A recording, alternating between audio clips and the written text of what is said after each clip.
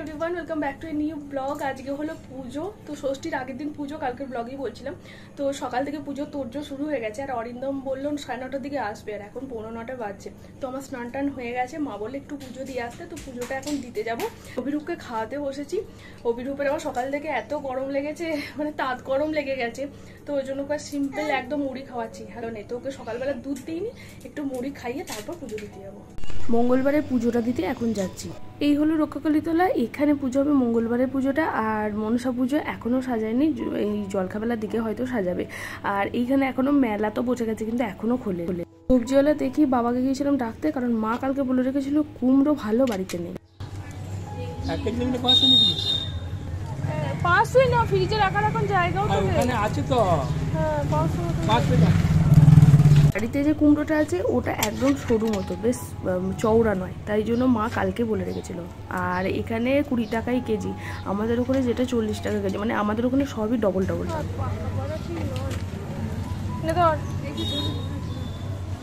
ধরো চলো এ নাও মা, কুমড়ো পেয়ে গেছি। এবার বেসন ফেটানো পালা। মা বললো, মা ফেটিয়ে দিয়েছে, বললো আর একটু ভালো করে ফেটিয়ে দে। তাই টিভি দেখতে দেখতে একটুখানি বেসনটা ফেটিয়ে দিলাম। আর এদিকে আজকে আমাদের জয়মঙ্গলবার, তো পুজো হতে পারে, বাড়িতে রান্নাবান্না হতে পারে, কিন্তু আমরা কোনো কিছুই খাবো না। আমি, মা, বৌদি কোনো কিছু। যে কাজ করতে এসেছে কাজের দিদি, সেও কিছু খাবো না, মানে তারও মঙ্গলবার আছে। আর এখানে মঙ্গলবার বলে আলতা পরতে হয়, তো ওই জন্য আলতা পরছি। এরপর মা আর বৌদিকে পুড়িয়ে দেবো, খেতে বসবো। আর ঠিক সেই সময়তে পুজো বেরিয়ে এসেছে, তাই ভাবলাম একবার তো বছরে দেখতে পাবো। খাবার ছেড়েই ছুটতে ছুটতে চলে এসেছে। আর এত পরিমাণে রোদ, কি বলবো, যারা পুজো নিয়ে যাচ্ছে তাদের যে কি অবস্থা হচ্ছে, মুখ পুরো রোদে ঝলসে গেছে। আর পায়ের কথা, খালি পায়ে যেতে হয়, মানে ওরা যেতে পারছে না, তো এত রোদ। আর আগে সিস্টেম সব আলাদা ছিল। আমাদের এই পুজো মানে বৃষ্টি হতোই, কিন্তু এখন বৃষ্টিও হয় না, তাই ওদের খুব কষ্ট হচ্ছে। তাই এইটুকু বাইরে গিয়ে পুরো ঘেমে চান করে গেলাম। আর তাই বাইরে দিয়ে যাচ্ছিল কুলফিওয়ালা। বৌদি বলতেই অরিন্দম ছুটে গিয়ে কুলফিওয়ালাকে বাড়িতে ডেকে নিয়ে এলো, কারণ বাড়িতে অনেক লোক, তো সবাই একটা করে কুলফি খাবো। আর এই বাড়িতে বসে কুলফি খাওয়ার মজাই আলাদা। কুলফিওয়ালাকে ডেকে এনে কুলফি খাচ্ছি আমরা। আর এত ভালো লাগছে যে কি বলবো। আর 2 মিনিট বাইরে গিয়ে পুরো নাজেহাল অবস্থা। পুজো রান্না বান্না সবকিছু হয়ে গেছে। এবারে কোনো কুটুমকে নিমন্ত্রণ করা হয়নি, কারণ বৌদির রিসেন্ট অপারেশন হয়েছে। আর এখানে আমি ডালটাকে ভাজছি, আর এদিকে ডালিয়া, পনির দাদা এনে দিচ্ছে, আর সমস্ত সবজিও কাটাকাটি হয়ে গেছে। ডালটা প্রথমে শুকনো কলায় একটু ভেজে নিয়েছি, তারপর ডালিয়াটাকে একটু শুকনো কলায় ভেজে নেবো। ডালিয়াটা হলো গমের খুদ, মানে গমের টুকরো আর কি। আর এবার সব সবজি আমি অল্প অল্প করে ভেজে নিয়েছি, প্লাস কাজু বাদামও অল্প করে ভেজে নিয়েছি। এরপর কড়াইতে 5 ফোড়ন আর একটুখানি তেজপাতা আর শুকনো লঙ্কা ফোড়ন দিয়েছি। এরপর সব সবজি একে একে দিয়ে দেবো, আর একটুখানি ভালো করে ভাজা ভাজা করে দেবো। যেহেতু মঙ্গলবার, আমরা তো মাছ মাংস কোনো কিছুই খাবো না, সব রান্না তো মা করে নিয়েছে অলরেডি। এরপর আমি খিচুড়িটা করছি, কারণ বৌদি অপারেশন হয়েছে, তাই বৌদি পুরোটা চিড়ে খাবে না। তাই বৌদি বলে, ডালিয়া যখন করছি তোমার জন্য করে না। সবজিগুলো ভাজা হয়ে গেলে আদা বাটা আর জিরে ধনে গুঁড়ো দিয়েছি, আর কিছু দিইনি। এরপর ভালো করে কষিয়ে নিয়েছি, আর ডালিয়া আর ডালটা দিয়ে আবার একটুখানি ভালো করে ভাজা ভাজা করে নিয়েছি।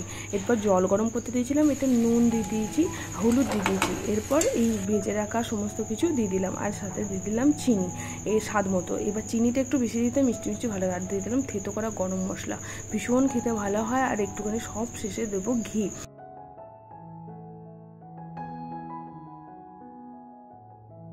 যেহেতু এটা নিরামিষ, একটু মিষ্টি মিষ্টি হবে খিচুড়িটা, তাই একটুখানি ঘিটা বেশি করে দিতে হবে। বৌদি ঘি খেতে একদম পছন্দ করে না, তবুও আমি লুকিয়ে লুকিয়ে দিচ্ছি। আর পনির খেতেও পছন্দ করে না। পনিরটা আমি আগে ভেজে তুলে নিয়েছি, আর দেখো 3টে সিটি মেরে নিয়েছি। এবার নামিয়ে নেবো। আর পনিরটা আমি ওর দিইনি না, ওরটা তুলে নিয়ে, বৌদিরটা তুলে নিয়ে আমারটা মিশিয়ে নিয়েছি। তো এখন তাড়াতাড়ি লাঞ্চটা করে নেবো, ভীষণ খিদে পেয়ে যাবে। যে পরিমাণ গরম বেড়েছে, দুপুরে শোয়াই যাচ্ছে না। ছেলেগুলোকে শুইয়ে দিয়ে আমরা বাইরে বসে বসে গল্প করছিলাম। সেই সময় দাদারা গিয়েছিল রাতের মাংসটা আনতে, আর আমাদের জন্য এনেছিল একটা করে আইসক্রিম। তো এখন বসে বসে আইসক্রিম খাচ্ছি। আজকে পুজো, কিন্তু কালকে ষষ্ঠী। তো ষষ্ঠীর জন্য একটু কেনাকাটা করতে গিয়েছিলাম, মায়ের আর আমার নমার জন্য দুটো সুতির ছাপা নিতে গিয়েছিলাম। তো ছাপা শাড়ির এখানে কালেকশন খুব ভালো ছিল। সাতগিচিতে, মানে আমাদের বাড়ি থেকে এই 10 মিনিটও লাগে না আসতে। তো ওই কাছের মার্কেটটাতে গিয়েছিলাম। তো এই প্রিন্টটা আমার ভীষণ ভালো লাগলো। এইটারে 3-4টে কালার ছিল, পাড়টা লাল, একটা হলো সবুজ, একটা হলো মেরুন। কিন্তু আমার লালটা যেন দেখতে তো ভালো লাগছিল, আমার মা আবার পাড় একটু লাল পছন্দ করে, কিন্তু আমার আবার এই মেরুনটা বেশি ভালো লাগলো, মানে এই ব্রাউন কালার, যেটা নস্যি কালার, তো এটাই বেশি পছন্দ হলো। তো মায়ের জন্য এটাই নেবো, ফাইনাল করে দিলাম। শাড়ির দোকানে এলে না আমি শুধু শাড়ি থেকে আশেপাশে কিছু জিনিসও দেখতে থাকি। তো আমার আর একটা হ্যান্ডলুম শাড়ি পছন্দ হয়েছিল, কিন্তু মনে হলো বেকার নিয়ে কি হবে, পরার সময় তো নেই। তো নিচেরটা হলো আমার নর্মাল সবুজ রঙের পাড়, আর এইটা হলো মেরুন কালারের পাড়। তো নেওয়া হয়ে গেছে, এখন আমরা নিচেই যাচ্ছি বিলিং কাউন্টারে, আর দুটো ব্লাউজও নেওয়া আছে, ব্লাউজ দুটো নিয়ে নেব।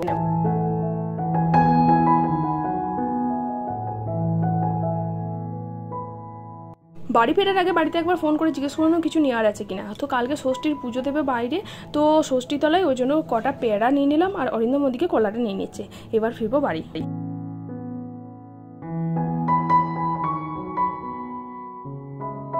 এবারে যেহেতু কুটুম বেশি বলা হয়নি, তাই ওই 2.5 কেজি মতো মাংস ছিল, তাই 2.5 কেজি মাংস দাদাই রান্না করছে, রাঁধুনি এবারে বলা হয়নি। তো দাদা রান্না অলরেডি স্টার্ট করে দিয়েছে। সন্ধ্যেবেলা মেলা দেখতে যাব, তাই এই শাড়িটা সিলেক্ট করেছি। এই শাড়িটা পরবো, অনেকদিন পরিনি, অভিরূপের অন্নপ্রাশনে পরেছিলাম। তো ফাইনাল লুক হলো এটাই। এত গরম না, কিছুই ভালো লাগছে না, তাও যেন চুলটা একটু খুলে বাঁধলাম। আমাদের খাবার তারা তো নেই, কারণ আমরা তো খাবো চিড়ে মুড়ি। তো ওই জন্য আমরা রেডি হয়ে এখন যাবো একটু মেলাতলায়। আমাদের আস্তে আস্তে অলরেডি পুজো শেষ হয়ে গেছিলো, ঠাকুরতলায় প্রণাম করে এরপর মেলাতলায় যাব। মেলাতলায় এসে যদি রাইডসে না চাপা হয় তাহলে আর মেলাটায় কি উপভোগ করলো। বাচ্চাদের জন্য তো এগুলো এসেছিল, তো এটাতেই চাপলো।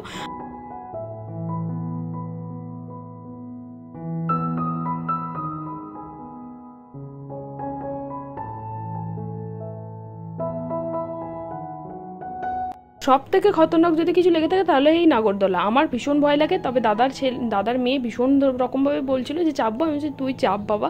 তো ও আর আমার দেওর আরও কিছুজন মিলে সবাই মিলে চেপেছিল। আর এখানে ততক্ষণ আমরা কেন দাঁড়িয়ে থাকি, তাই অভিরূপ আর দাদার ছেলে এই জাম্পিংয়ে চেপেছিল।